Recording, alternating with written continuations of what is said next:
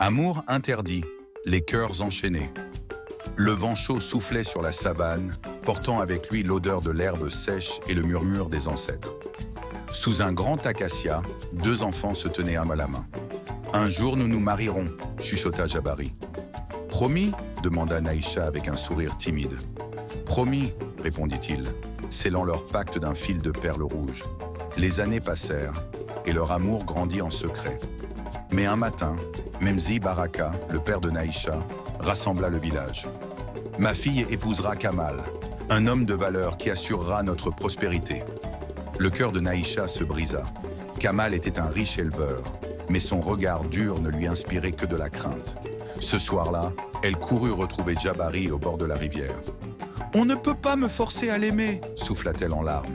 « Alors fuyons » déclara Jabari. « Cette nuit, nous partirons loin d'ici. » Mais leur secret ne resta pas caché. Amani, la meilleure amie de Naïcha, rongée par la peur, alla voir Mzi Baraka. Ils veulent s'enfuir. Furieux, le chef du village rassembla ses guerriers. Lorsque Naïcha et Jabari quittèrent le village sous le clair de lune, ils entendirent de bientôt les tambours de la chasse résonner derrière eux. Ils coururent à travers la savane, mais au lever du soleil, ils furent encerclés.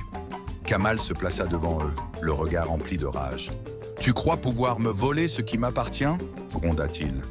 Jabari se redressa, le regard brûlant de défi.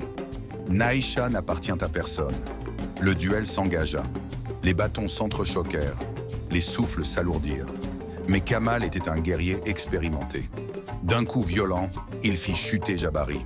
« Arrêtez !» cria Naïcha, se jetant devant son amour. « Père, je t'en supplie !» Mzi Baraka hésita. Le silence s'étira, lourd de jugement. Puis, d'un signe de tête, il déclara « Naïcha épousera Kamal. C'est la volonté des ancêtres. » Le cri de Naïcha se perdit dans le vent tandis que Jabari, blessé mais digne, était emmené loin du village. Ce jour-là, leurs cœurs furent enchaînés à jamais, séparés par des traditions plus fortes que l'amour.